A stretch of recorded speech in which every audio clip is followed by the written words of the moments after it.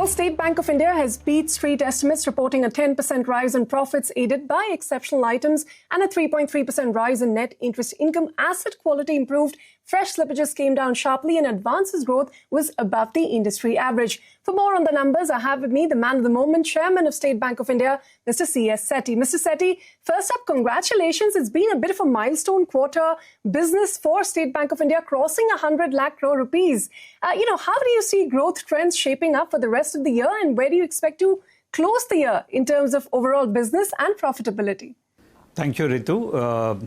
We see a robust credit demand coming back. As I mentioned, a lot of efforts being made in both in terms of fiscal side as well as regulatory side.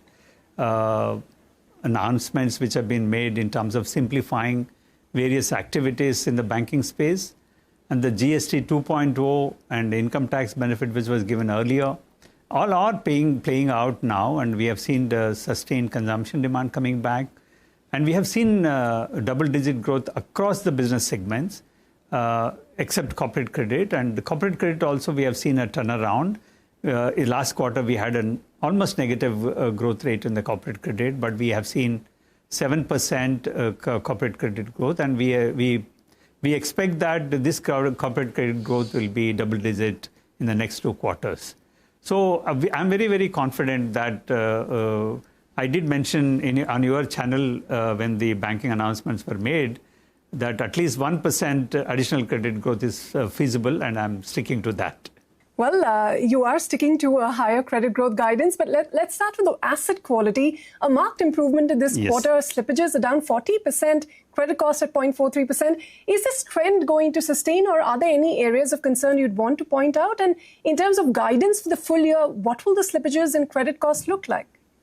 Our credit cost guidance, below 50 basis point is something what we mentioned. Even the slippage ratio would be 0.5%.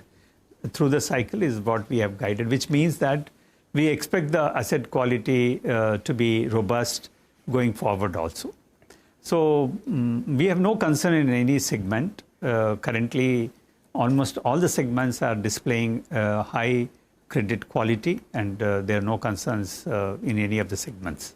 Okay, Mr. Setty, like you said, credit growth guidance now has been raised to 12 to 14%. Where are you seeing on the ground, increased credit demand? And going ahead, how much of a boost, will you expect from something like M&A financing, the easier capital market financing norms announced by RBI? How much will that add to your credit growth going ahead in future, of course?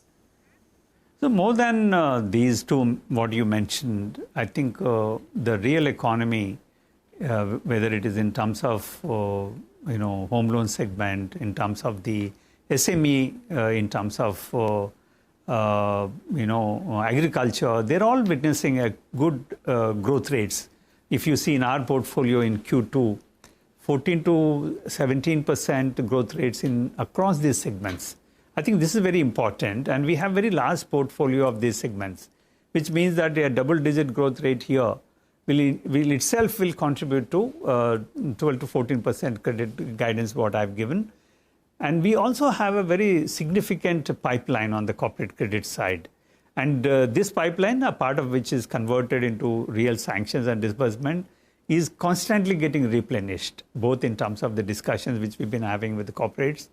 I assume that earlier also I mentioned that the sustained consumption demand, which we are witnessing at this moment, maybe it's too early to talk about sustained consumption demand. We will wait for another couple of months. October has been a good month in terms of the credit growth across the segments. And if that sustained consumption demand is visible, the private capital expenditure in certain sectors, which we have not been seeing, either steel, cement, is likely to come back. There still will be a challenge because the large corporates have their cash balances with them, significant cash balances. They will be consuming that cash balance first. So the corporate credit essentially will come from the mid-corporate segment, may not be coming from the large corporates. And some of the central PSUs spending on the capex, for example, refineries and all, is also contributing to the corporate credit growth. Okay, so corporate credit growth will be led by the mid-corporate segment more than the large corporates. But in terms of pipeline, what do you have for corporate credit growth? And, if you could tell us more about when you say you expect a double-digit growth in the second half of the year in corporate advances, what would that look like? So we posted a credit growth of 7.1% in the current quarter, which eminently feasible to take to 10%. So this is what we are expecting. And in terms of pipeline, more than 7 lakh crore pipeline is available. This is a combination of working capital underutilization and term loans sanctioned but under disbursement, and term loans in the process of sanction. I think this is a good pipeline to have. The first credit demand obviously will come from the higher working capital utilization, followed by the drawals from the term loans which are already sanctioned, and of course the ones which are going to be sanctioned. So there's a good visibility. It's only a matter of how they're spaced out, which contributes to the growth rates. Well, Mr. Setty, your NIMs surprised the street. There was an expectation of a decline. You've shown a bit of an improvement, 2.97%. With the expected rate trajectory from RBI, can we expect you to hold on to these levels or marginally improve them from here on?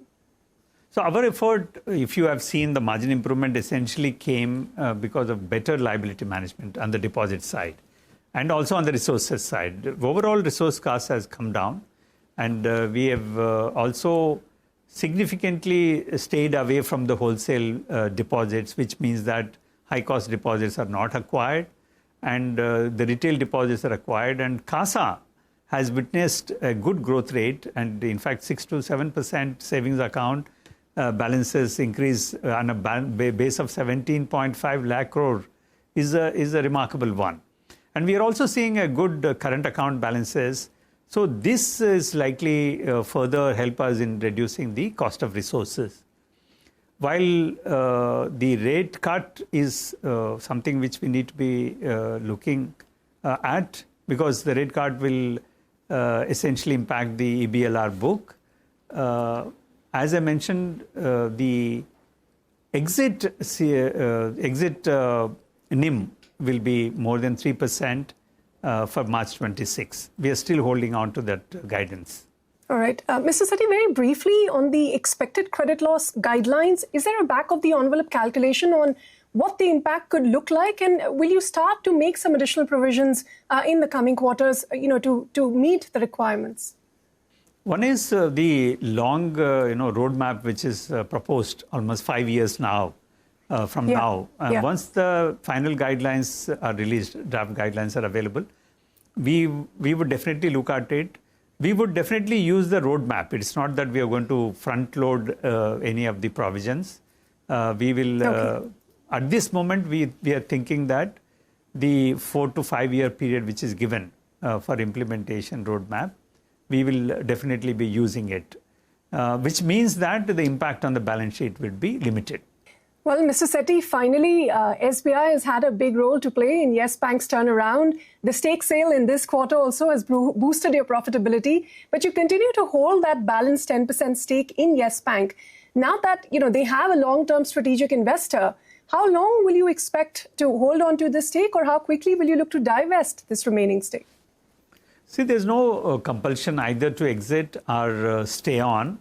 Obviously, that's a call which our board will take at the appropriate time. So till that time, we still have a board seat on the Yes Bank. We will help the strategic partner to settle down and ensure that the bank is on the growth path, and we are not in a hurry to exit. Neither we have any compulsion to stay back. All right, Mr. Setty, we'll leave it at that. Thank you so much for speaking to CNBC TV 18. Always a pleasure to have you. Thank you.